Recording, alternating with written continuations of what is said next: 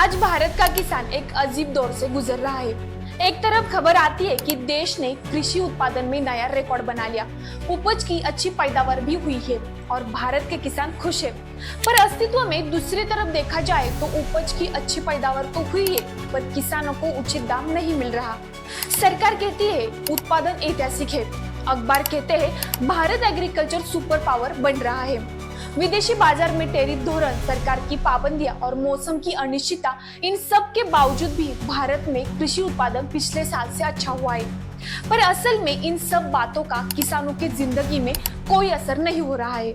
नमस्कार किसान भाइयों, मैं मोनिका पालवे एग्रीको के हिंदी चैनल में आप सभी का स्वागत करती हूँ।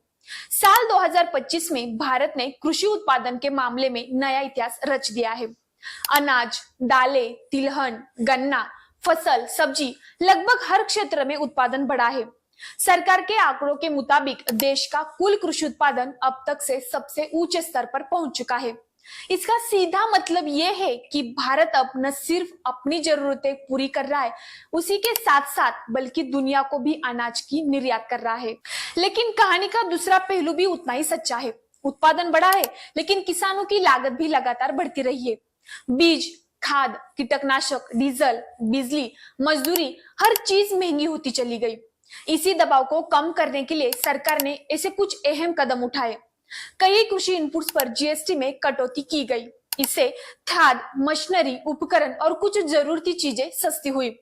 कृषि मंत्रालय के अनुसार वर्ष 2025-26 में देश का कुल खाद्यान्न उत्पादन पिछले साल के 357.73 मिलियन टन के रिकॉर्ड को पार कर सकता है। कृषि सचिव देवेश चतुर्वेदी ने बताया कि खरीफ फसलों का प्रदर्शन बेहतर रहा है और रबी की बुआई भी संतोषजनक गति से आगे बढ़ रही है। सामान्य से बेहतर दक्षिण पश्चिम मानसून ने खरीफ सीजन को मजबूती दी, जिसके चलते खरीफ उत्पादन का पहला अग्रिम अनुमान 173.33 मिलियन टन लगाया गया है, जो पिछले वर्ष से 169.4 मिलियन टन था।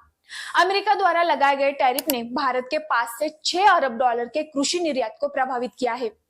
झींगा, प्रोसेस फूड, मसाले, चावल, ग्वारगम, काजू और डेयरी उत्पादों पर इसका असर देखने को मिला।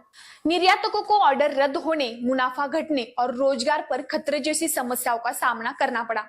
हालांकि राहत की बात यह रही कि नवंबर में 200 से अधिक खाद्य श्रेणियों को टैरिफ से छूट दी गई, जिनमें चाय, कॉफी, मसाले और कोको शामिल है। इसके साथ ही निर्यातकों ने अमेरिका के बाहर नए बाजारों की ओर रुख किया।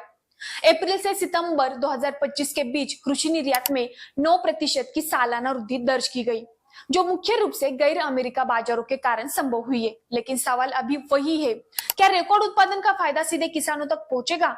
क्या जीएसटी कटौती और नई नीतियां छोटे किसानों की जिंदगी बदल पाएगी? और क्या नए एक्सपोर्ट मार्केट किसानों को स्थिर और बेहतर दाम मिलेंगे? सच यही है कि उत्पादन बढ़ना जरूरी है, लेकिन उससे भी ज्यादा जरूरी ये है कि किसान की आय बढ़ाना।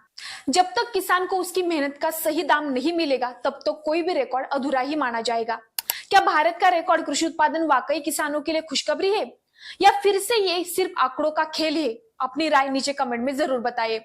साथ ही इस वीडियो को लाइक करें, शेयर करें और हमारे पालवे एग्रीको हिंदी चैनल को सब्सक्राइब करना ना भूलें। धन्यवाद।